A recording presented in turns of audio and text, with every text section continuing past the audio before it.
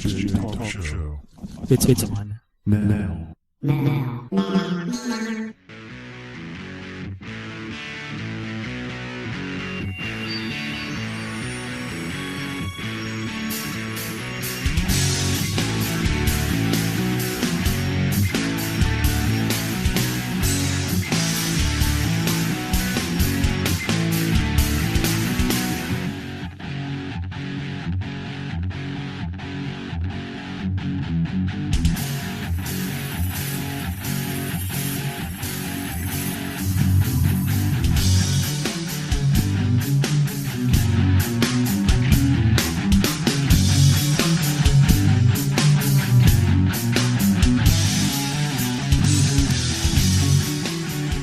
Well, it's that time again, 8 p.m. Central Time. This is the show about Jeep Cherokees, xjtalk.com, episode 28. Wow, just two more for 30. It's a weekly show about Jeep Cherokees and, well, things that are going on, usually automotive related, but not always. Tonight, going to give you a little update on what happened with last week, the failed Mustang and the Jeep replacement. So we'll get going here in just a minute.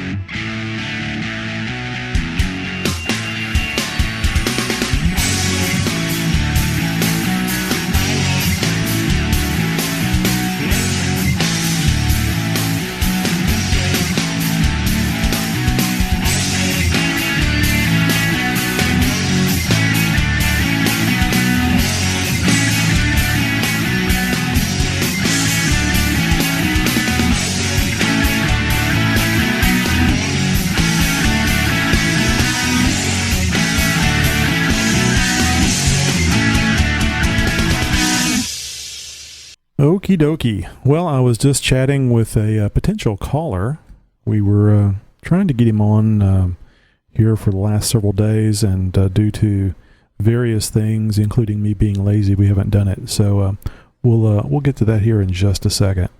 Well, just going to give you a little update. Last week, I spent most of the show talking about the problems I was having with my wife's Ford Mustang and its 3.8 V6 engine. And I guess it was, I don't think that I had done anything that day. Well, actually, I think I had looked and I saw a 1999 Jeep Cherokee 4.0 four-wheel drive AW4 transmission with 142,000 miles on Craigslist. I called about it the day after and found that the guy that, it was a dealer, a used car dealership that had it.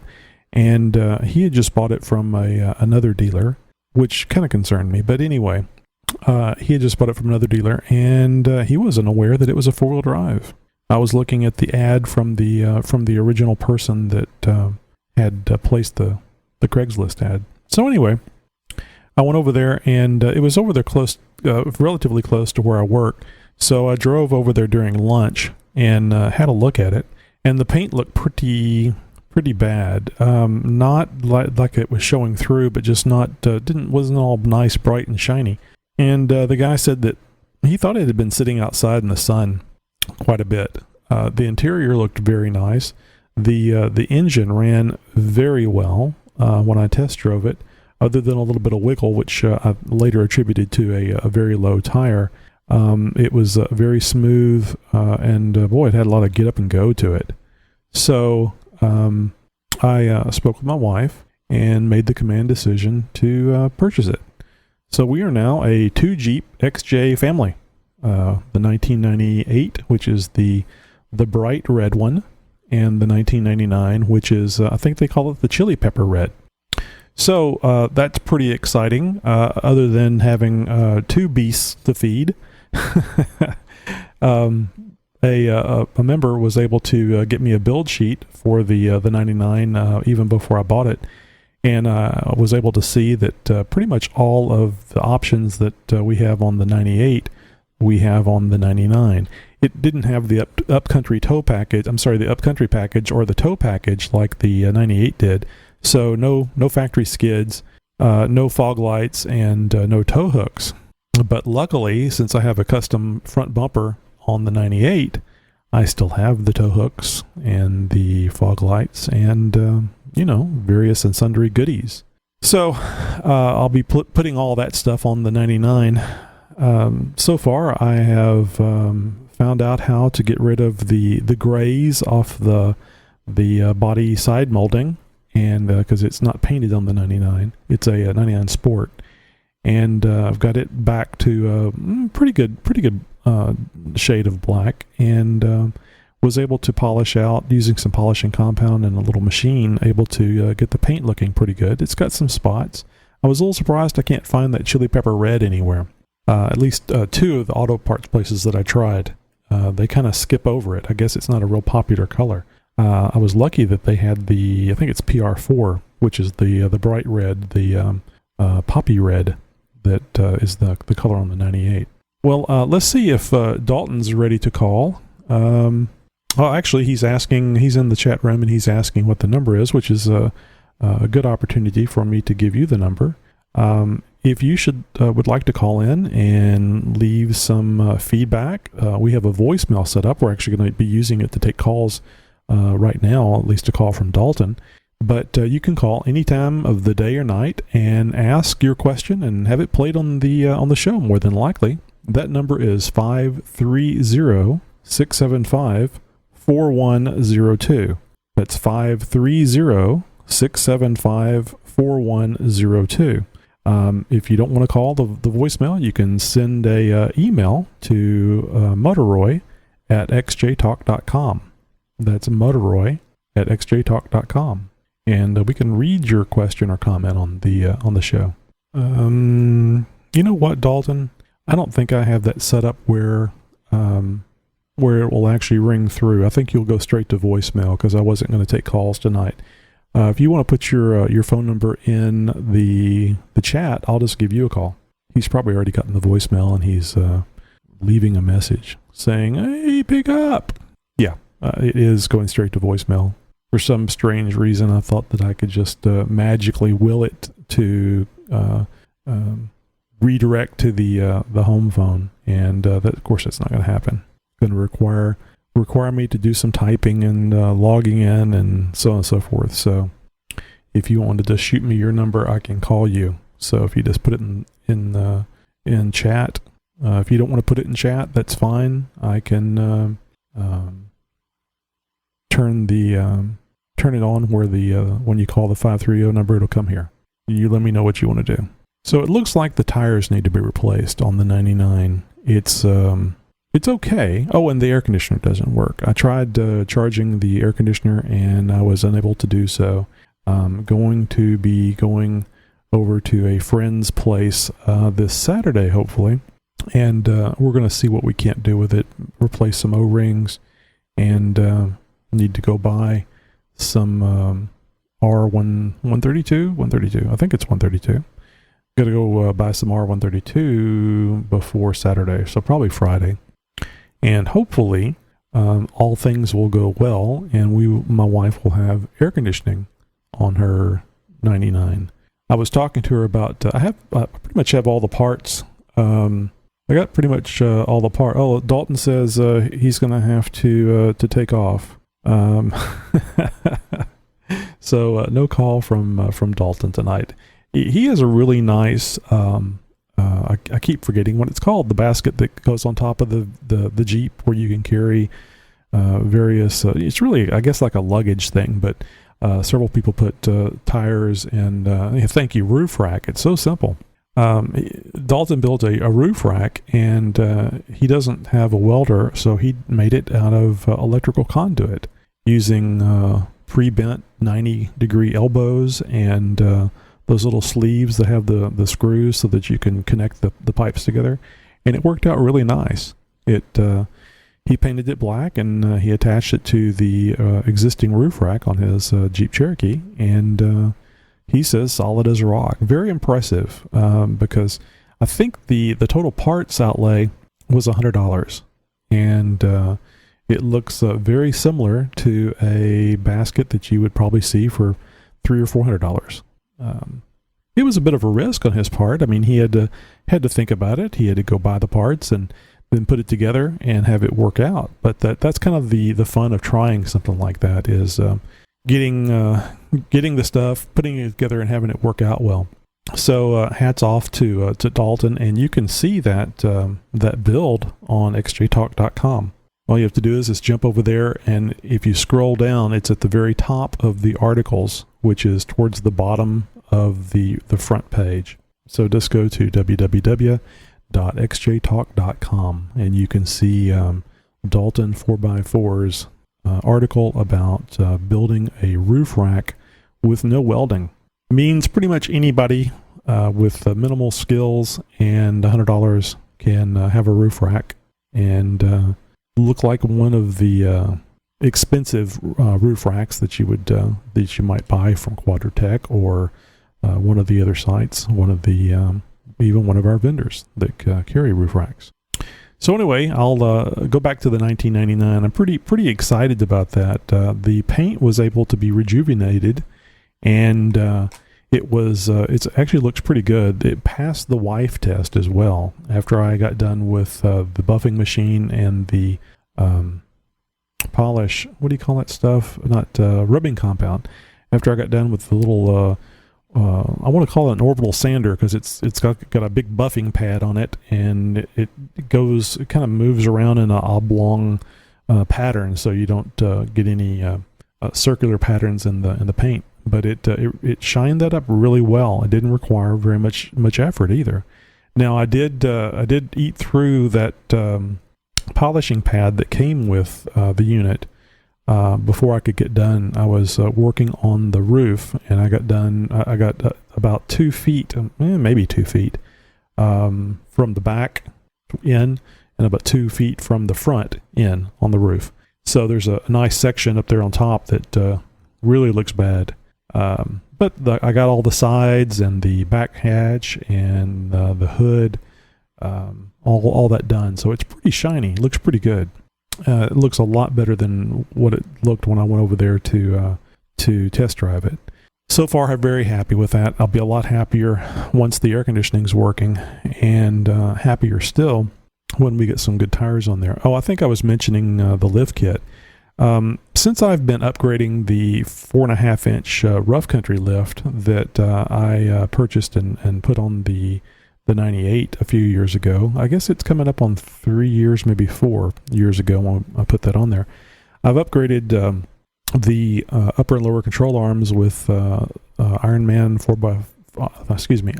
Fab 4x4 control arms, and the leaf springs were originally Add-A-Leafs, and I purchased some new leafs to go on, which was always the intent. I just knew I couldn't afford wheels, tires, and lift all at the same time. So I have a set of leafs that aren't the greatest in the world, but they're certainly good. And I think out of everything that I have, I would need rear shocks. I would need some shackles to go on the back. To get 4.5 inches of lift in the back, because the Add-A-Leaf only adds about 2 inches of lift, I believe, and then the shackles, the rough country shackles, add another 2.5 to that to get to the 4.5. And I would need coil springs, or I could use spacers, I suppose, but no, I couldn't, not on the stock springs. But I was planning on going to 6.5 inch on the 98, so I should have. And to do so, I was going to get 6.5 inch rough country springs. So with that, and like I said, the two rear shocks all I would need. And actually, I could upgrade the rear shocks that I have on the 98, and then I would have those. So really, probably for about $150, which would be the cost of the 6.5 inch coil springs, on the outside chance that I can't find them used. then I would have a 4.5-inch lift for the 99. Now my wife, I asked her about, hey, would you mind if I put the 4.5-inch lift on the 99? And she says, well, it's so nice and quiet with the windows rolled up. You can actually have a conversation. And I laughed and I said, well, the 98 is really loud because of the tires. I have the 32-inch BFG mud tires. And she says, oh, well, wouldn't it look funny with a 4.5-inch lift and regular tires? And I said, oh, you got a point there. It just might. So today I was asking on the site, what's the largest size tire as far as height goes, or diameter, that I could put on a stock XJ without having to remove the flares or cut the fenders? And this isn't an off-road vehicle. This is my wife's Jeep. And it doesn't mean it'll never go off-road, but that's not the purpose. So, and I was thinking that it would be about a 30-inch tire. So my follow-up question to that was, what's the smallest tire you could put on a Jeep XJ with a 4.5-inch lift and not have it look silly? And amazingly, 30-inch tire came up again. So what I might be doing is, since I don't have the coil springs and I really don't have the money to buy coil springs, and actually to go to the 6.5-inch lift on the 98, it's not just a simple matter of getting the coil springs. I also need to get a SYE slip yoke eliminator kit before I can go to the 6.5 on the 98. So it's going to be the cost of the coil springs plus the cost of the SYE plus the cost of a front drive shaft. I found a pretty nice SYE for an NP242 with one of our vendors on XJ Talk, Dirtbound Offroad, for the 97, I believe it's 97 plus models. I think his price is around 110, 118, 120 plus shipping. And of course that doesn't include a drive shaft. I think he does sell drive shafts as well. I was originally going to go with the Tom Woods solution, and one of the reasons why I hadn't gone with it was because it was going to cost me around $400 to $500. Now that would include a machined output shaft from Tom Woods that I would replace in the 242, and then take the one that I took out and send that back to him as and get a core deposit back. And he also sells you a very nice, perfectly matched to your installation drive shaft. But it has always, I love the idea of redundancy, and it has always intrigued me that there's people out there using Hack-n-Tap, certainly on the MP231, and what they do is they use a front drive shaft. And it to me is just such a wonderful idea because of the redundancy of having two exact drive shafts.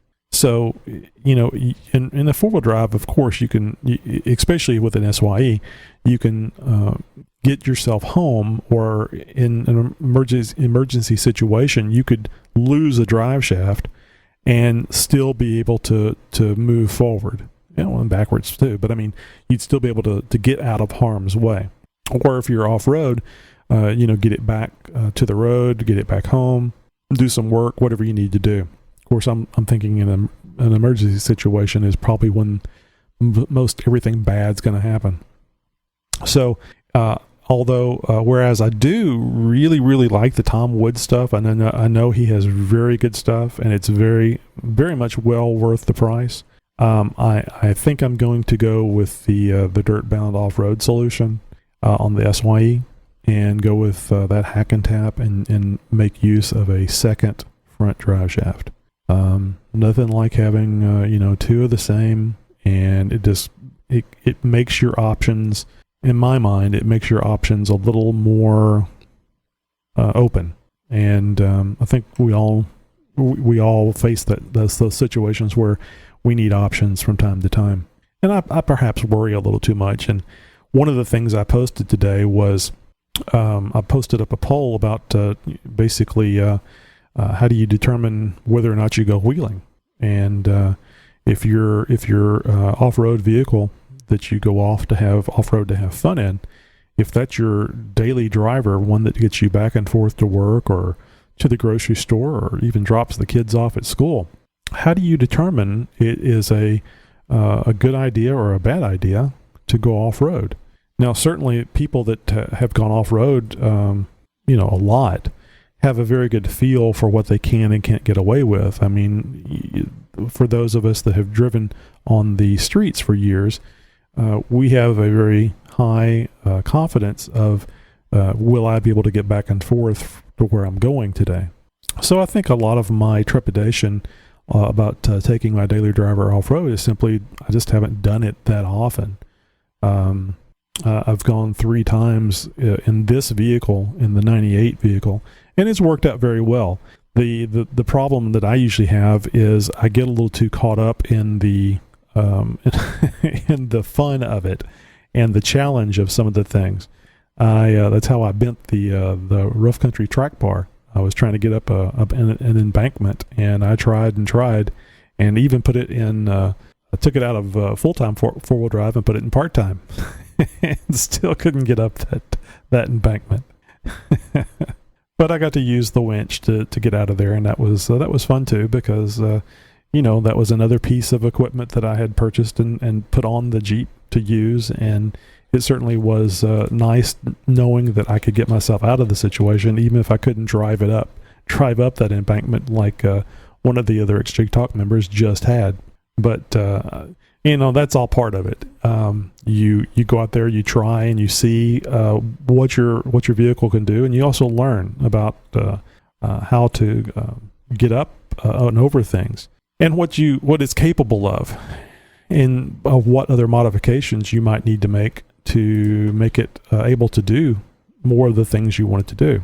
And the Jeep that did make it up the embankment in front of me had his spider gears welded in the rear end of his Jeep.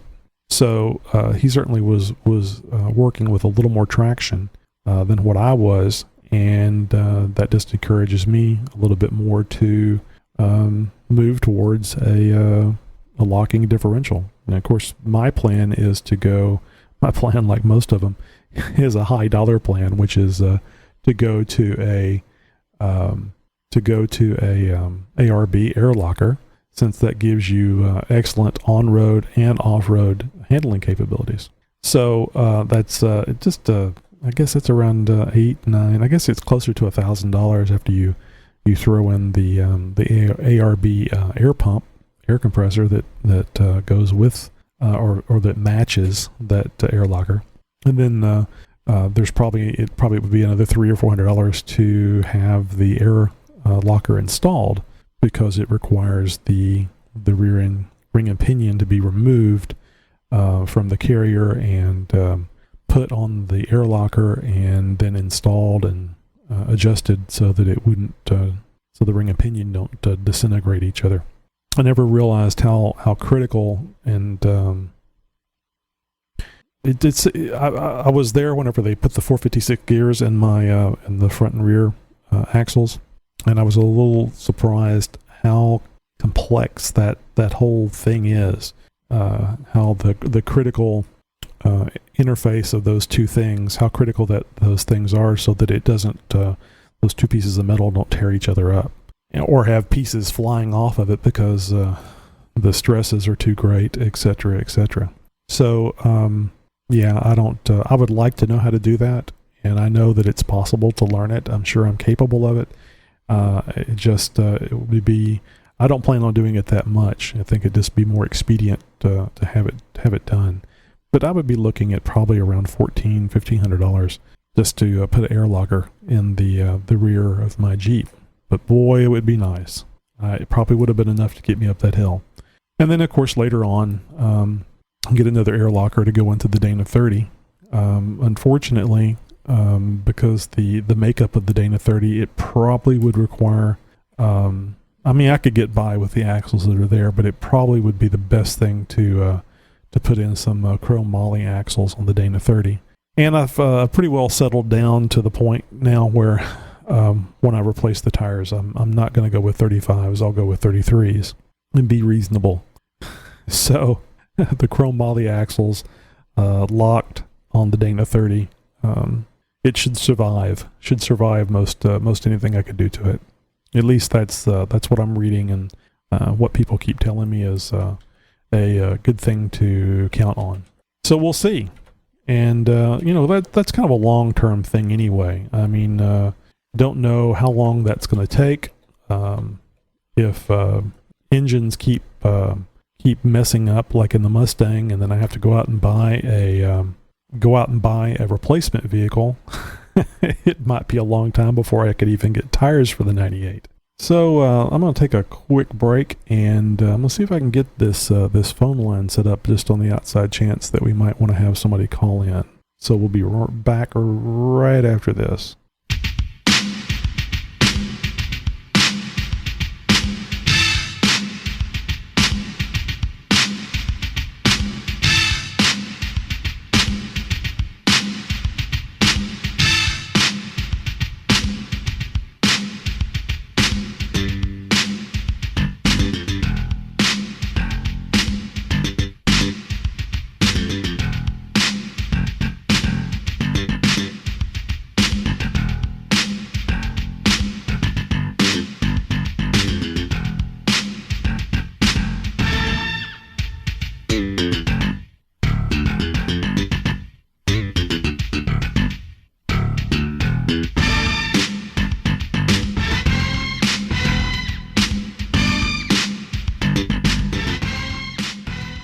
Okay, well, I was trying to set up the phone so that we could take calls in case somebody wanted to call in, and boy, I just couldn't type in the password and keep talking at the same time.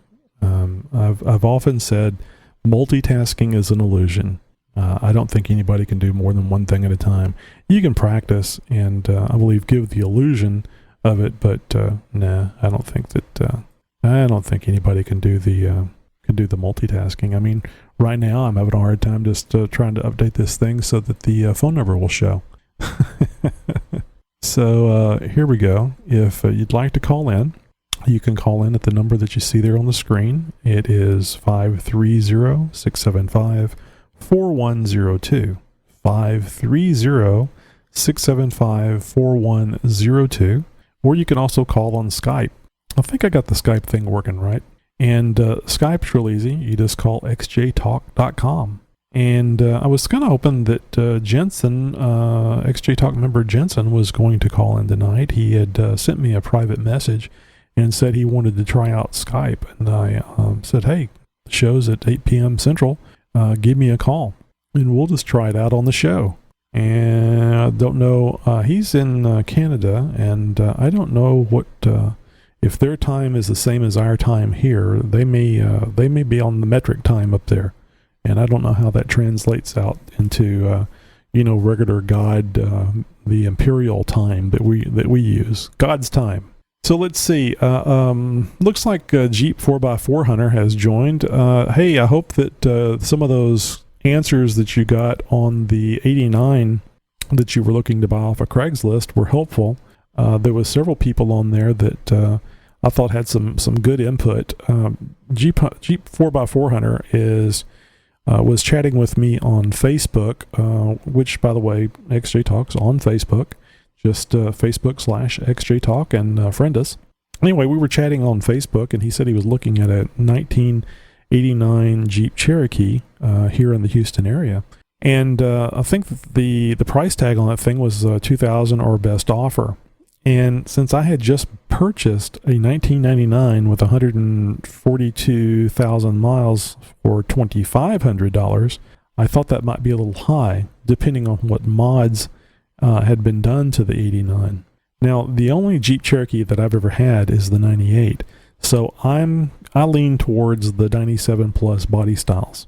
And the 1999 is really one that I particularly like based on several modifications that Chrysler Jeep made, and it has some really nice. It kind of has the best combination of all the 97, 98, and 2000, 2001, but it doesn't have some of the detractions like heads prone to cracking that I think happened on the 2000 and 2001. So, and it has the nice intake that has a little bit better airflow. Well, let's see. Jensen called in. Maybe he was one of the guests that was listening. Let's see what's going on with Jensen. He's giving me video, which you're not going to be able to see. So let's see if we can get him on here. Hey, Jensen. Thanks for calling in. Hey, how's it going? Pretty good. How's it going? You may need to turn the audio down, or so we might have a bit of a audio delay because I've got my speakers right beside my webcam. Well, are you listening to the show? Yeah, I am. Okay, so you need to mute the audio of the show because that's going to be a long delay, and just listen on Skype. That should get rid of most of the echo. Give that a shot here. Just give me 1 second. Yeah, the audio sounds pretty good. I can see Jensen's orange monster in the background, which again you guys can't see. We may have to figure out how to feed the Skype video over here to Ustream. I think that'd be kind of fun for people to see who was calling in. I think so too. The shop's kind of packed right now. I've got the Comanche to my left. I've got the big Jeep in the shop doing all the upgrades, and I've got the T-Bird over on the side, and I think I still might end up with that other Comanche that I posted up on. So some of you guys may not know, Jensen posted up a poll, and he found another Comanche MJ, and he was asking, should I save it? I really don't need another project. And I knew it was going to be this way. Everybody voted, yeah, save it. I think it was only 8 votes, but everybody said save it. And nobody is going to be helping him work on it. And nobody's going to be, and nobody that voted is going to be storing it for him. He's going to have to find a place to store it, plus come up the money to buy it. So at least in my answer, I tried to say, I think you're asking the wrong person. I get way too attached to my vehicles. Yeah, actually, we just had to write off our RV from snow damage over the winter, and even though it's a $1,500 RV, I'm still finding myself rather attached to it after 3 years, and it's hard to let it go, so I get attached as well. Well, I think if anybody that puts any kind of effort into a vehicle or enjoys the vehicle, you get an attachment to it. I mean, I really don't even like that Mustang that my wife has been driving until the head, and I haven't broken it down yet, so I don't know if it's a head gasket, an intake gasket, or a cracked head. I mean, I don't even drive that thing. It's too low to the ground for me, but even at that, I don't want to get rid of it. I would rather fix it. So I'm actually, I don't know if I stated that earlier or not, but I'm actually going to be trying to fix that. I'm going to at least take it apart and see what's wrong with it. Mud, I can appreciate that because I have an 02 Mustang sitting out front that's been sitting for a year that we just haven't been able to part with, even though we don't drive it, don't use it. And it's I actually got to the point of posting up on Kijiji, like similar to Craigslist, got all the way to the point of hitting, save ad, and I haven't made it there yet. Yeah, I know what you mean. I've got a Taurus, 2-speed Taurus fan in the garage that I need to get rid of, and I haven't even put that up yet. I'm not even attached to the thing. That'd probably be $60 right there that I could put towards things. Yeah, I'd almost be embarrassed to pan the webcam around the garage of all the stuff I've collected that I just seem to need. I think I'm on the verge of hoarding. Yeah. Well, but it's a good hoarding. I like what I'm seeing there. Now, you guys on if we can streamline it all, the whole fleet down to Jeep stuff, I don't think I'll ever have a vehicle breakdown that I won't have a part for at least the next 10 years. Well, see, that's one of the reasons why whenever I went to get this Jeep, I had looked at some Mustangs. In my mind last week was this vehicle the Mustang is not worth fixing because it's going to cost $500 for heads. It's going to take my time to go in it. And even then, there's no guarantee that it's going to work. It may require more time and effort and more money. So I just said, hey, honey, Craigslist, they've got Mustangs for less than what it would cost for me to fix this one. But would you mind if I got a Jeep Cherokee? Would you mind driving a Jeep Cherokee? And she kind of laughs and goes, no. Like, are you nuts? And I think what it is because of all the time and effort that I put into the 98, she says, that's your Jeep. She doesn't like driving it. I mean, she does like driving it, but she doesn't because she doesn't want to mess up the seats. And I don't say anything to her. It's just the way she is. She doesn't adjust the mirrors. I say, adjust the mirrors. I want you to see. I don't want you to run over somebody, So it worked out well, and I got her a 99, and I told her, I said, I know how to work on the Jeep, and I got it 1 year different than what I'm used to, so it's almost virtually identical. And now I've got parts too that I've taken off the 98 that I can put on the 99. So it works out really nice.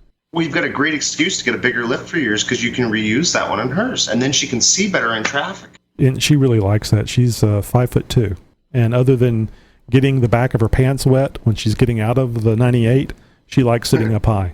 Yeah, I just recently threw the Iron Rock lift in my wife's TJ as a surprise for her, and she loved driving what she calls it Rosie the Riveter, but her other nickname for it is the Tank, and now since I've thrown that lift in, she loves it that much more. It's amazing to me, driving the 99, how low that is and how small the vehicle feels. The vehicle feels really small, and it's exactly the same size as the 98. The only difference is it being off the ground. So here's an interesting question for you. Are your Cherokees listed on your registration as station wagons? No, I think they're listed as trucks. Well, I know the 98s. I don't know I haven't gotten anything on the 99 yet because it's only a week old to us. Yeah, my 89, the big Jeep, the 89 is listed as an SUV. The 93 is listed as a station wagon. The TJ is listed as a station wagon. Oh, that's weird. And obviously dimensions are trucks. I'd blame that on the Canadians. You know what? We do a few things a little odd. But you know what? The metric system, I don't care what you say, it makes sense because it's all by tens. Well, I don't know if you heard me talking about it a few minutes ago that we're on a different time standard than you guys are because you're using that metric time. Yeah. Yeah, I'm on Mountain, you're Central, so we have an hour time difference, I believe. Yeah, I think that's right because Pacific is, I think, 2-hour time difference. Yeah, I like making that joke. There was an old Saturday Night Live routine back whenever the metric system was still a possibility in the United States, and they made a joke, and you've probably seen me talk about it on the site about the metric clock, the deca clock, instead of. So they had this whole skit about the deca clock. If the metric system is such a great idea, why don't we tell time in metric? Yeah. So that was the whole basis of my joke for the you guys are on the different time, the metric time up there. Well, I'm glad you got the chance to call in today, and it certainly even with the video, the quality is very good. Is it? Audio quality is very good. Yeah. I mean, I'm out in the garage going through a wireless connection on probably a 6-year-old Dell that has been designated as the garage computer, so I can keep everybody up to date on some of the junk I'm working on and where it's going. Well, the wireless, that's very brave. You're doing a really good job for a wireless connection. Of course, that technology has improved significantly in the past years. I wanted to mention real quick, Jensen's sitting right next to the MJ, and he's been doing some body work until he took out some frustrations on it recently, and keeping us up to date on XJ Talk. And it's been a very interesting build. The body work that he's been doing, he's been replacing a lot of the sections that have rusted in this thing, and just beautiful work. It's been a lot of fun watching that, and I know how difficult it is to take pictures while you work, and just really want to thank you personally, at least voice-wise, for doing that, because it's a lot of fun to see. And I know it's not a lot of fun to have to stop and take pictures and post those things up. So, well, I got to be honest. That I'm on a lot of different Jeep forums, and I have been for a long time. And the one really nice thing about XJ Talk over all the other ones is there's a lot of really positive, comments. And when I get really frustrated and may or may not discipline a door to the point of death. Getting that little bit of feedback when you have one of those really bad nights where you dig into the panel and you find rust behind rust behind rust, and what's supposed to be a 2-hour job is a 4-hour job, and then all of a sudden you read like 6 posts of people going, wow, you're doing a great job. It's a great motivator, and it makes me feel a lot better about what I'm doing, not thinking I'm some nuts 34-year-old in a garage rebuilding a truck that's probably worth $50. So no, it's it's like having a 12-year-old vehicle. I'm driving around a 12-year-old vehicle. There's not that many Jeep Cherokees driving around on the road, not like there used to be. And I'm sure some people think that I'm nuts. I'm quite a bit older than you, and I'm driving this thing with a hood scoop, and it's bright red, and these big tires, and a lift, and all this crap. Hell, I've even painted the front end parts red. But damn it, it's fun, and it's a unique vehicle. And the MJs even more so, the Comanches, the Jeep trucks. I wish they had kept making those things. It's a really nice, neat vehicle. I wish they had at least made them through the 97 body style changeover. But you know what's the really interesting thing with the MJs, it actually lost out to the Dakota. And that baffles me, because if you look at the drivetrain that they put into a Comanche versus the drivetrain they put into a Dakota, reliability-wise, I mean, which Chrysler person had their head up, where to make that decision? I mean, you look at the Comanches that were produced versus the Dakotas that were produced, and there's way more Comanches still alive and kicking, percentage-wise. They were a very bad decision, I think. Well, but, again, we've all heard about things being engineered for obsolescence. And I don't think it's as bad as it used to be. And certainly vehicles are lasting longer these days than what they used to. But I think a lot of that has to do with the competition and the quality coming from Japan. But it's just like the 4.0. I mean, they got rid of the 4.0 because they couldn't get the at least from what I've heard, they couldn't get the government mandated mile per gallon out of it. And I personally, and I know this is going to rub some people the wrong way, I personally hate the Jeep Liberty, because the Jeep Liberty replaced the Cherokee, and the Jeep Liberty in my mind is a piece of shit. It's a little bitty VW looking piece of shit. It's underpowered and it's ugly, and I don't think. How about the cars that Jeep produced? Like, they've got those compasses and stuff like that, and then and again, someone might get pissed off for me saying this, but they put a Jeep logo on that. They might as well have taken a neon and put the Jeep logo across the front. Yes. That was embarrassing. That's exactly what I was going to say. I've heard some very good things about the Jeep Compass, but it's not, in my opinion, a Jeep. No. I mean, you look at the way that they used to build them, and, I mean, look at my 93. It did not have a great maintenance plan. I mean, it was a daily driver for, I think when I pulled the records on it, about 8 people since 93. It's got 550,000 kilometers on it, which I don't know what that works out to in miles, probably like 280, something like that. Right. But I mean, huge mileage, original motor, original transmission. And the only reason why the T-case is swapped is I stole it out of it when I was doing the body job on it to put the big one back together.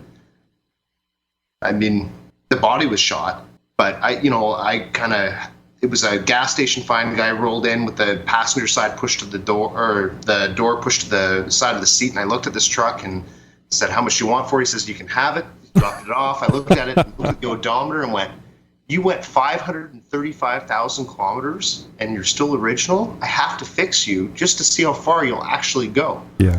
So, and we've got the Ford Fusion and the Mustang. They're both getting sold, and I'm actually going back to the 93 as my daily driver just to see how far I can push it. Yeah, well, I was very happy that I got that 99, and I was happy because I've gotten 12 or 13 years out of life of this 98, and the transmission's going strong, the engine's going strong. I mean, I've got the heat creep, but I could probably take the lift kit off and put the stock tires back on it and not have the highway heat creep problem. I'm going to figure that out. Actually, my transmission, my B&W transmission temp gauge came in today. So I'm going to be installing that to see how much heat I'm getting from the transmission.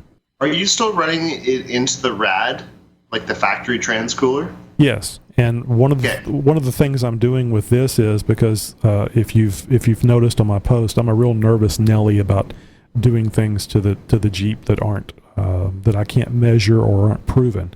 And even though I've had lots of people telling me it's perfectly fine, especially if you have an aftermarket cooler, transmission cooler on there, you can take it off the radiator. But I don't want to do it. I don't want to do it until I can measure the temp from the radiator. Every one of my vehicles, every one that's an automatic, that's not currently under a warranty, it has immediately went away from the factory rad cooler to an aftermarket cooler. Now, the only thing I'll tell you with like the AW4, I'm not so familiar with the newer 98 and plus transmissions. Is they actually can run a little too cool, and it's almost like having a shift kit. It'll hit pretty hard until it comes up to temperature. Yeah, and that was kind of my concern. It doesn't I'm kind of surprised, since you're in the Great White North and how cold it gets up there, that you actually run without the radiator. I was concerned about that, doing that whenever we do get 30-degree temperatures here. And with the being hooked up to the radiator, and then I have the OEM transmission cooler on mine, and then with that BMW cooler, the 35 degrees out, it shifts. You can tell it doesn't really shudder, but it hits hard, like what you're saying. And it doesn't do it very long. It takes about maybe 5 minutes, and then it's fine. So I was a little concerned about removing it from the radiator altogether. But this time, I've got mine so tight to the rad that I get a little bit of heat soak to kind of bring it up to temperature. But I mean, I've put the temperature probe on it, and I mean, the tranny always measures a lot less than the rad temperature at operating. So I was happy with that difference. I'm sorry, how were you measuring the temperature?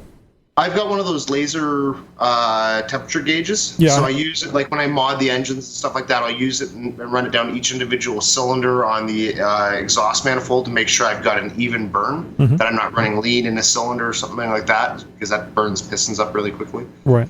So how do you measure the transmission temperature, though? Well, I just went off the cooler itself. So the cooler's got a certain temperature associated with the body of the cooler because it's dissipating that heat, and then I just move it up to the rad and see the difference between the two. Gotcha. Yeah, because I remember scanning the BMW cooler, and I think it was around 170 when I had it. See if I can find it, which one I'm using. As long as you can still hear me from here. Yeah. Actually, I have one as well. It's a Fluke that I bought off of Amazon. And that's what I was using to see how hot the cooler was getting. I did not realize that would be the same temp as what the fluid in the transmission was. I figured it would be some degrees off. Well, it will be some degrees off, but it's still going to, because both of them are dissipating heat, right? So it's still going to give you an idea. Maybe your tranny's 10 degrees warmer than what you're reading on the outside, but the the rad will be about the same. Okay. Well, I'm going to put the gauge on it, and then I'll be able to monitor it. And right now the plan is to hook up the transmission gauge and run it, because I don't currently have the BMW cooler on there. I had a leak, and it was really strange because both hose clamps were loose, and I don't understand how they got loose. But anyway, I'll probably put another hose clamp on there, just double it up, and then hopefully that will solve the leak. And also, too, I removed it from being in front of the radiator, out of the airflow, since I was having the heat creep problem on the highway. I wanted to remove that heat source. And I've actually installed it in the 7 little slots that are in the bottom of the custom bumper. So it's kind of at an angle, but it's in the front. So it gets airflow as you're moving down the road. There's no fan flow of air through there. When you start getting that heat creep, have you ever measured your fuel pressure on your intake rail? No.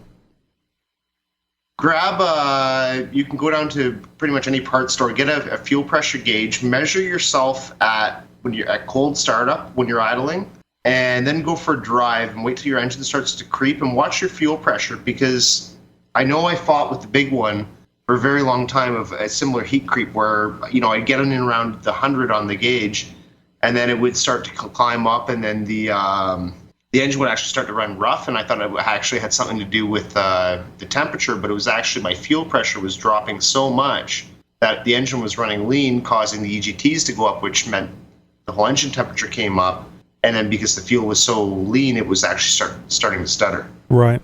Mine runs fine. Well, I'll take that back. Whenever it starts getting hot, when it starts running above the magic 210, you can feel it's losing some performance.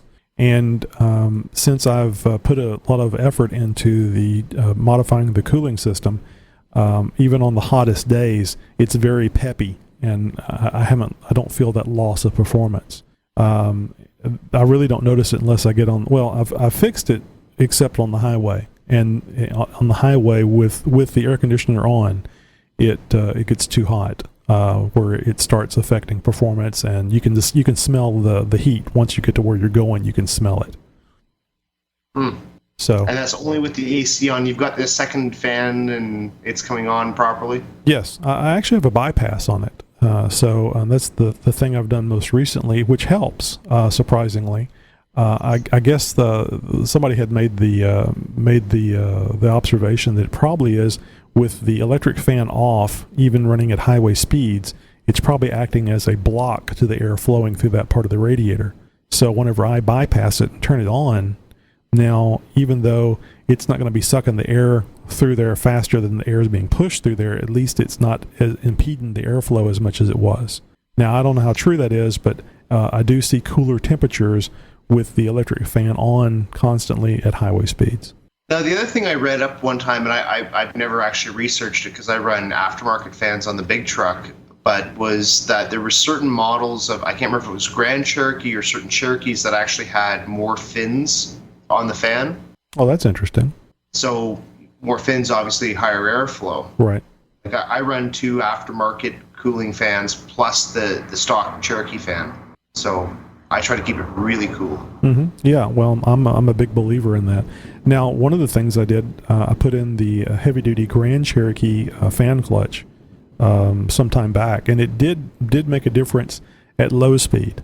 I mean, I can go on the trails during the middle of the summer, 95, 96, 97 degrees air temps, running the air conditioner, and with the Cal induction hood, high-flow thermostat, high-flow water pump, 3-core radiator, Grand Cherokee heavy-duty clutch fan, I'm fine. I don't know. It might get up to where before I had the fan bypass on it, it might get up hot enough for the electric fan to kick on, but then it goes right back down. So it operates perfectly fine at anything under about 50 miles an hour. And it takes probably about 12 miles for it to start getting hot. So you have to be on the highway for a little while. So the things that I have done to the cooling system certainly have helped the heat creep problem. It's just generating a little too much heat, and it probably will be the solution probably will be removing the transmission from the radiator. It's borderline where the heat and the ability of the cooling system to handle it. Have you re-geared your truck? Oh yeah, it's 456 gears. Yeah, I don't know. That's odd because like all the times I've ever had heat issues in any Jeep, it's always been at low speeds and never at high speeds. Oh yeah, I mean that's a very common issue with the Jeep Cherokees, and from my understanding it has a lot to do with the way the Cherokee is designed, because it has a very skinny nose. It doesn't have a very tall radiator, so the surface area is very narrow. I think the air has a tendency, and this is another thing that I need to look at, is putting some sort of air dam or air block so that I can create more of a vacuum behind the radiator, because I think that the airflow, especially at high speeds, has more of a tendency to go on top of the Jeep, and now with it lifted, and especially with that narrow front bumper that I have, it goes under. Well, I mean, like a cowl hood is like a, supposed to draw air in as it wraps over the top. So potentially by putting the cowl hood on, you might actually be causing 2 different airflow, like an airflow conflict, because you have air coming in from the top of the hood, which might be fighting the air coming in through the rad, causing turbulence in your engine bay. That's possible. Because the cowl hood was originally designed at speed to hook the air in and pull it into a carburetor, but we obviously don't have that. Right. And I mean, at low speeds, it's going to allow the heat to exhaust at the top, but maybe at high speed, it could be actually a deficit. Well, I could always put a flap in there. I'd actually thought about taking a spare electric fan that I had. I think it's a 1200 CFM fan, and actually bolting it in that opening that I have under the cowl, and then using it manually turn it on and exhaust the air out of the engine bay while I'm at highway speeds, and create a vacuum mechanically, and see what that would do. And thinking about it, I think I have just a great opportunity to just burn the Jeep down if it would catch on fire and be exhausting, sucking air through there like that. But before I do that, I'm going to try a few other things, and one of those things may include putting a mechanical door so that I can close off the back of that cowl induction scoop and just see if that makes a difference. I suspect. Wasn't it the Pontiac GTOs that came with an electric flapper on the hood scoop? I'm sure somebody did. I mean, it makes too much sense. Maybe someone out there, I know there's like 4 people watching right now. Maybe someone out there knows. I don't know if they're logged in to be able to post up, but it's an interesting thought. I mean, a lot of the stuff that everyone's doing is just kind of try it and see if it works, and then post up and let each other know so we don't all make the same mistakes. Yeah, that's exactly what I'm trying to do. And I know there's actually several people that are having the heat creep problem, and one of them posted up here recently. He's got the 35-inch tires. I had actually thought that part of the reason why I may be having the heat creep problem on the highway is because of the 32-inch tires and the 456 gears. Because if I go down the highway at 80 miles an hour, that's 3,000 RPM. And I was thinking if I got 35s, it's going to drop the RPM range back down very close to the stock RPM range at that speed. But this guy, 456 gears, 35-inch tires, 4.0, heat creep problem. So, just because it doesn't work on his doesn't mean it wouldn't work on mine, but at least it tells me that that's probably a dead avenue that I probably need to figure out exactly what the right thing is for my setup. Let me just say real quick. I don't know. Well, this was quite a bit while ago. I just noticed. Sorry, Jeep 4x400. He had asked a question here in the chat room.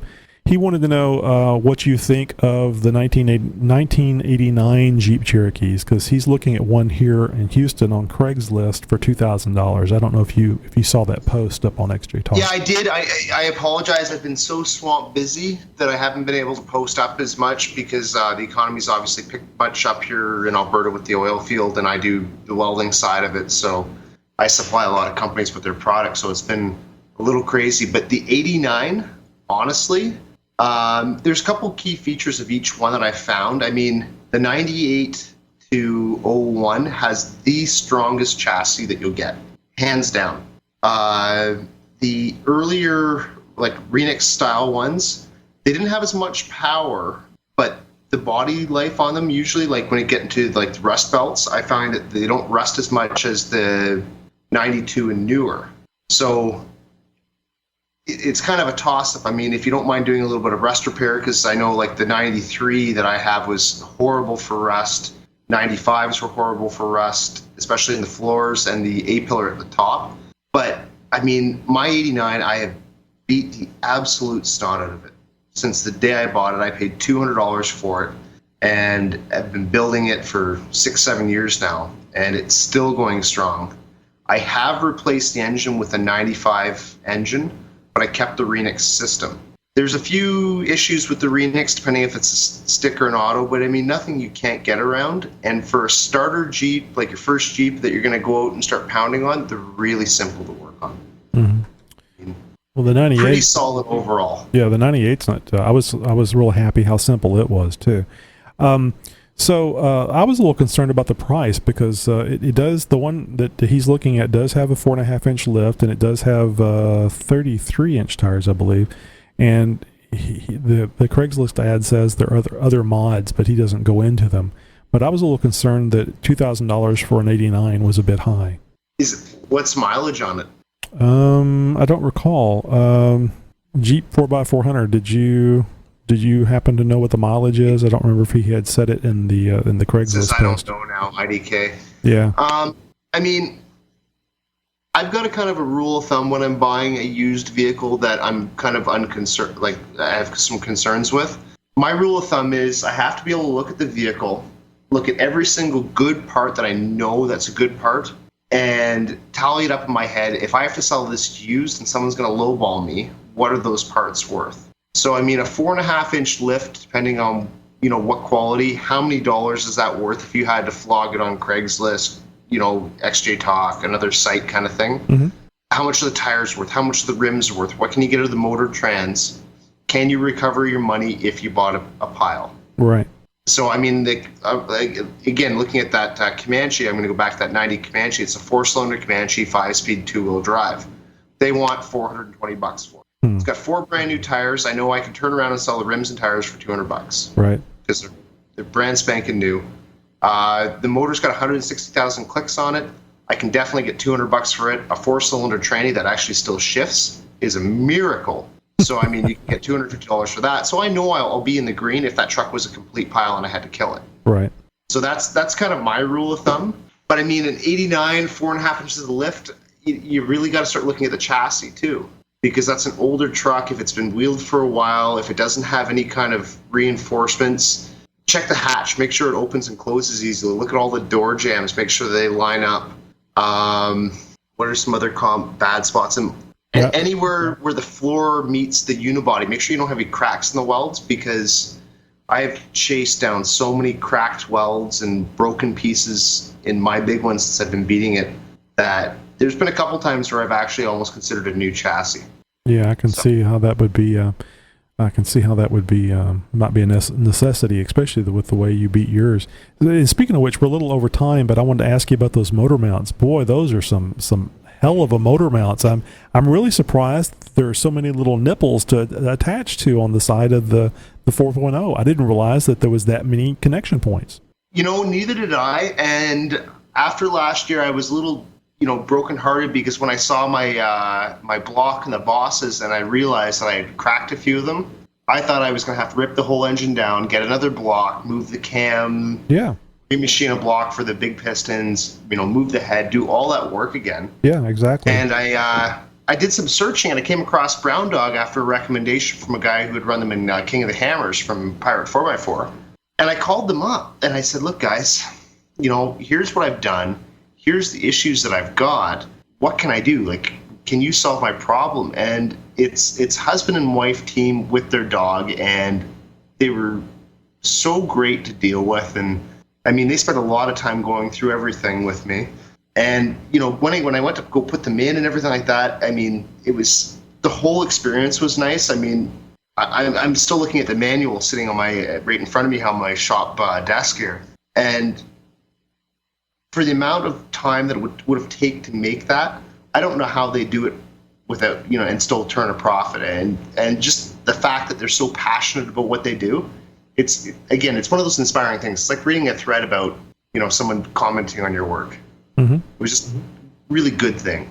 Well, it's a beautiful product. I mean, the level of detail with the little, install this first, and just the whole thing. It was, I don't need anything like that, and I found myself wanting to buy some. Well, I never knew this was an issue until it all of a sudden was upon me, right? I mean, you take one, like what mine was, is I misjudged a rock, and it just missed my skid plate, and it caught the exhaust just in front of the transmission pan, and when it hit, it lifted my drivetrain up enough that it actually pulled the bolt and the boss right out. I mean, I know everyone else can't see this, but I mean, I'm holding the engine plate here, and you can see a chunk of the block still bolted to it. Mm-hmm. And believe it or not, when I was actually putting the driver's side one in, I had a broken bolt, and when I went to pull it out, the boss cracked. They're not very strong. So, I mean, if you can share the load of 3 bolts over 7 or 8, it makes sense. And if you look at the factory Jeep mount, I mean, pretty much any Jeep out there, you're going to have to change the driver's side mount because they're weak. Yeah, I've already gone through 2 of them on the driver's side. And the nice thing with these guys, you can buy a mount to lift your engine up. So if you've got some clearance issues, you can get one that's like a 1/2 inch taller. So you can get your engine up just a little bit more. So if you're running into diff colliding with an oil pan or something along those lines. Mm-hmm. But I mean, if anybody even has any questions, give them a call. Talk to them for 5 minutes, and you'll realize they're the real deal. And anybody I've talked to, I've seen one issue with one, and they basically called up and said, hey, I have an issue. They sent them out a new one the next day. What was the name of I mean, I know you have it in the post, but just so everybody could hear it on the podcast. It's Brown Dog Industries, and I think it's browndogendustries.com. And I'll be honest, I mean, just pick up the phone, call them, mm-hmm. and because if you have any concerns, they'll be alleviated just by talking with them. And if you don't mind me asking, how much did you pay for those? Because here's an interesting thing. We race the Jeep, and we donate every single penny that we win from the races We do fundraisers, everything like that. We raise money for breast cancer. Kind of for a couple different reasons. My mom's a 3-time survivor of breast cancer, but also because generally of the 4x4 community in the media, out in the public, you get this redneck mentality where all we're doing is going out, running over trees, burning up the mud, whatever. Right.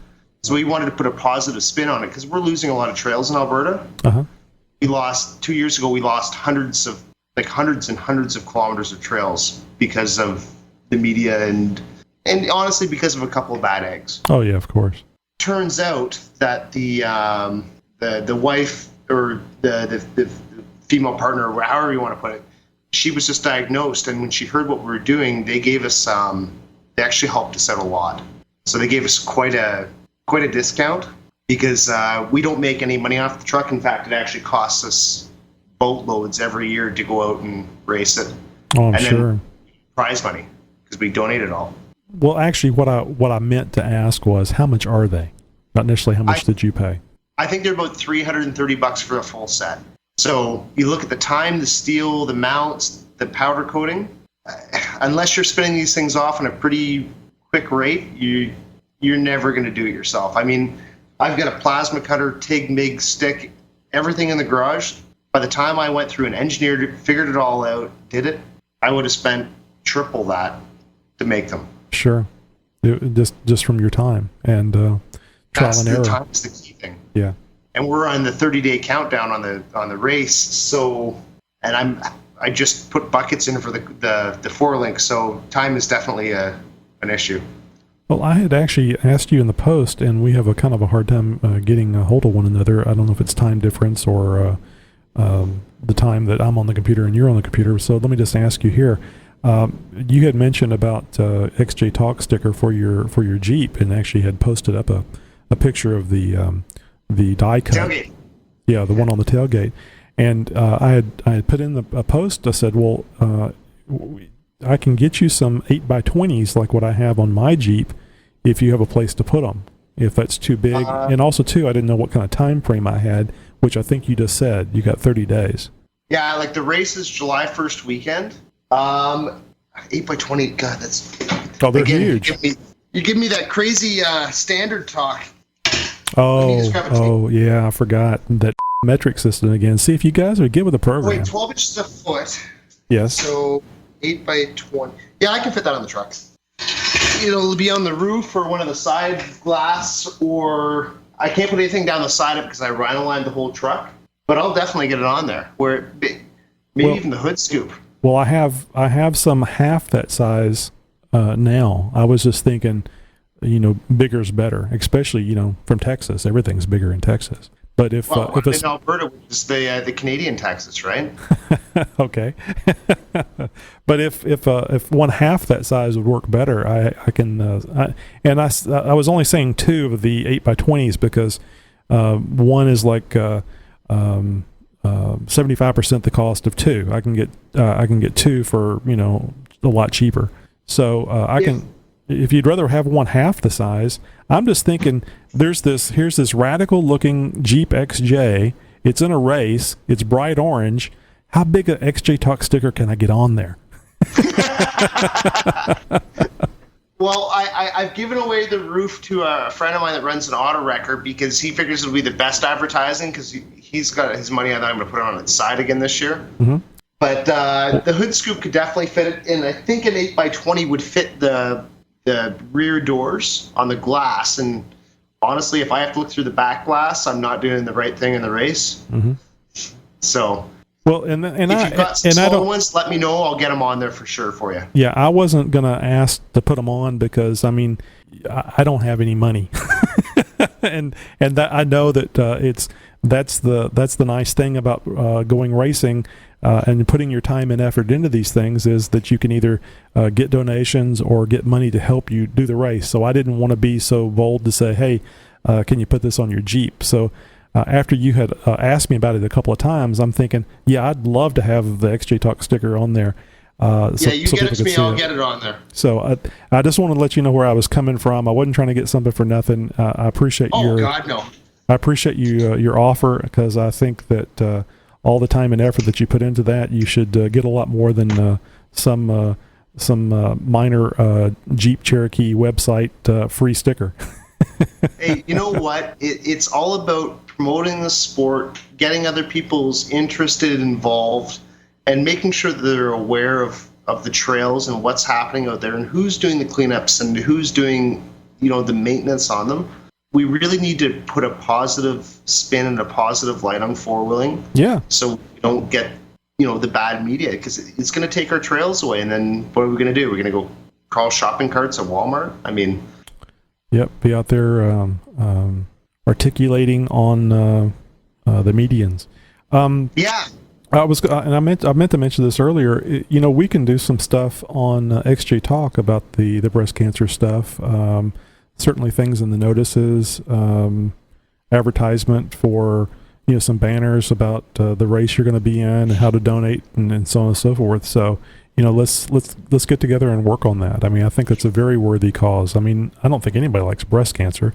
Oh, and I meant to tell you earlier when you said your mom was a 3-time survivor. I'm very sorry to hear that, but yet I'm very glad to hear that she's making it through, and that can't be a good thing. I lost my dad to lung cancer over 20 years ago, and he passed away on Father's Day. So it is not a good thing, and if he had quit smoking back in '72 when I tried to get him to when I was very young, I'm sure he would still be here today. But those are choices that we all make, and I do not believe that is anything that's attributed to breast cancer.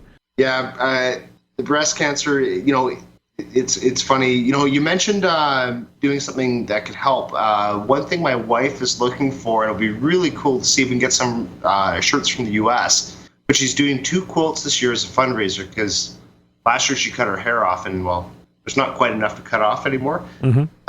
But she's doing 2 quilts. One she's doing from brand new fabrics and doing the breast cancer ribbons and stuff like that, which we're going to throw up on eBay and do an auction for the event. The other one we're going to auction off at the event, and what we're looking for is old 4x4 t-shirts that aren't too badly stained or torn, and she's actually going to build a quilt out of all the logos and emblems that are on it. Mm-hmm. And she's going to auction that off actually at the event. So, I mean, I'm in the same boat as you. We don't have a whole bunch of money to spend on shipping and stuff like that. So, I mean, if someone were able to send out some shirts that, from their local 4x4 club chapter or, something like that, we'd love to get them on there and build a whole quilt out of them just as a little thing. Sure. Makes sense. Great idea. I mean, it's just like the website. I just tried to put some stuff together and put something that I'd have a little more control over how people interacted with one another, which, earlier you said that the XJ Talk is a very friendly site, and that was my main goal. Even though my wife says I'm a very mean person. Well, I can't remember what it was about, but I remember when I first joined, I actually got a PM from you because there was something I said that was maybe a little harsh, and I went, oh yeah, right. I'm not on pirate right now. I've got to make sure, Well, if I remember correctly, I tried to come across very light on that because I didn't want to come across harsh, because that's the whole goal of XJ Talk, that everybody can get in there and say what they need to say, but just do it in a respectful manner. Yeah. And the other hard thing is when you're posting on a forum, the way someone reads it from the way you were trying to explain it. Yes. 2 totally different things, and you know what? It can totally be taken the wrong way. Yes. I got burned so many times working in IT with my email messages because I'm a very logical, to the point type person, and that rubbed some people the wrong way, even though technically what I said was fine. So I've kind of learned. Yeah. I've been on the other side of it, so I've kind of learned through a lot of hard knocks about that, and that's one of the reasons why I use so many goofy icons, those emoticons, so I can try to get across that I'm just kidding, I'm just joking, because I know how direct I can be. Yeah, I can appreciate that, absolutely. So I don't know if Jeep 4x4 Hunter is still on. I don't know if he heard everything we said and if he's digging the answer or not. But I mean, if he's willing to go and get more photos of it, I mean, I'm sure we'd all be able to help him pick out a good one. Oh, absolutely. Now, one thing I meant to mention to you, did you say $500 for Mustang heads? That's what I was told last week during the chat. It was remanufactured heads. Because I don't know, like my local yard, I could probably walk in and buy a whole engine for $300. Yeah, these would be, valves, the valve job, the complete heads, 2 complete heads for $500. They were remanufactured. But talking to the other admin on XJ Talk, he does a lot of engine type work, auto work. He says that it's a good chance that I may just have a warped head, that it's probably not cracked. I may not even have to have it milled. I just need to check it. So what I'm going to do... If it's warped, I'd still plane it. No, of course, but he was saying it may not be warped. It may just be a blown head gasket. So basically, it's one of those situations where you just don't know till you get into it. So I'm just going to have to take it apart and see. And I think that I read a recent post, and it's not a local price, but I don't think it should be that far off. That somebody said machine shops will mill those heads for $100, $50 a piece, and another $50 for head gaskets. I was saying, if you've got $100 a piece, there's $200 in your heads. You haven't even popped them apart yet. Then you're going to be $150 into an engine gasket kit, and your time to do all that. I just check around the local yard, see what they have for a low mileage 3.8, yard the motor out, stick the new one in, and flog it. Yeah, well, I have personally, and this is my inexperience, because the only time I've changed engines is when I've rebuilt them, and I haven't done that since I was very young. To give you an idea, it was a 350 and a 327, Chevy 350 and 327. I loved that 327 up until the day I broke the one of the mains. Anyway, I have a really heavy foot. One of the reasons why I got into four-wheel drives and trucks and stuff, so I wouldn't drive around as fast. But anyway, no tickets. I had really good eyesight and learned very quickly how to avoid those situations. Mainly what it is that you don't drive fast for very, very long. You can burst and get it back down to acceptable, and they just don't mess with you. Even with that bright red Jeep, I don't have any problems. And I guarantee you I don't drive speed limit with that thing. Hardly ever. The only time I drive speed limit is when I'm turning into the neighborhood, and that's because there's kids on the streets. But anyway, I have a problem because of my inexperience with it of getting a junkyard engine. The way I look at it is I'm getting somebody else's problem. And I would rather do the work with the heads and the gaskets and stuff, if no other reason, so I could see it and have a better understanding of where I was. But I appreciate what you're saying, and that is a common solution that I do here. I don't know. There's a huge puddle, and I went into it seems it's coming from the washer. Sounds like the boss is there. Okay, well, actually, we're over almost a half hour here, so it's about time to wrap this stuff up. It was great having Jensen call in and very interesting discussion. Actually, Jensen had responded to my request for a co-host that I posted up on XJ Talk.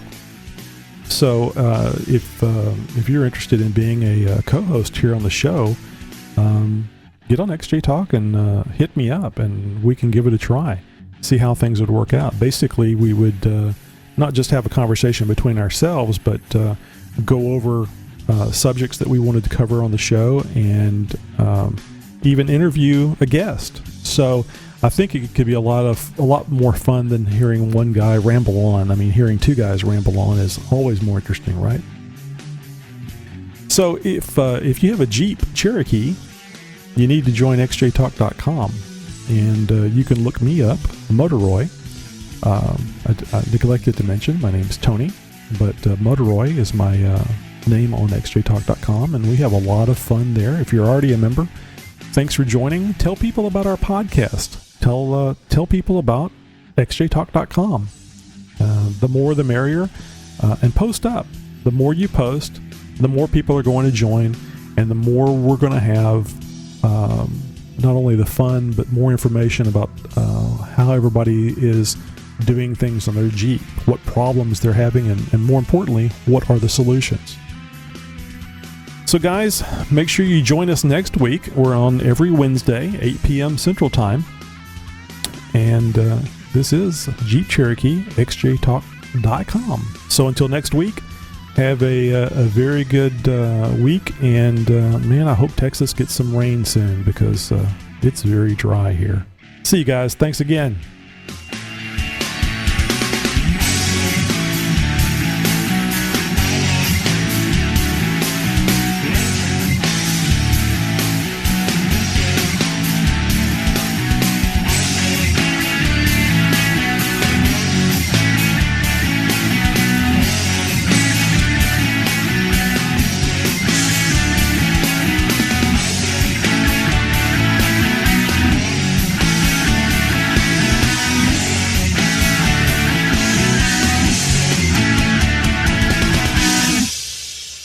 I just wanted to say XJ Talk is the best site in the world, and if you think you know of a better site, you. By the way, this is Big Jim 350. Bye. Oh. All right, Grok, can you give us a review of this episode? And please don't don't hurt my feelings. Yeah, let's run it back even nastier. You unhinged review of XJ Talk episode 28. My wife's Mustang died, so I bought her a Jeep, and now I have 2 red Cherokees. Oh my God. This episode is Tony having a complete psychological break on air. His wife's 3.8 Mustang is on life support, shitting itself like a drunk uncle at Thanksgiving. And what does this madman do? He goes on Craigslist, sees a 1999 Chili Pepper Red XJ, and his brain immediately blue screens. Next thing you know, he's standing in the driveway like, honey, I got you a new car. It's another Jeep. We're a 2-Jeep family now, babe. Start sucking on that gas money. This man didn't buy his wife a car. He bought himself a parts donor and called it romance. He spends half the episode buffing this thing like it's a cheap he's trying to flip, eating through polishing pads faster than most dudes eat through tissues on a Friday night. Meanwhile, he's already eyeing the 98 like, yeah, I'm about to strip you for parts, you beautiful. Then Jensen calls in from Canada, and these two just start emotionally jerking each other off about project hoarding. Jensen's over there building a roof rack out of plumbing pipe like it's arts and crafts hour at the trailer park, while Tony's confessing he's one Craigslist tab away from full hoarder status. 2 grown men with garages full of dead vehicles just moaning about how they can't let anything go. I felt that in my soul. By the end, Tony's out here offering co-host positions like he's running a cult, and Big Jim 350 comes in with the closer of the century. XJ Talk is the best site in the world, and if you think you know a better one, you. Final verdict, 13 out of 10, unhinged, unmedicated, and dangerously based. This episode is pure distilled Jeep guy schizophrenia. I want it injected directly into my veins. Tony really said, my wife needs reliable transportation and bought her a second project. Absolute madman behavior. I'm deceased.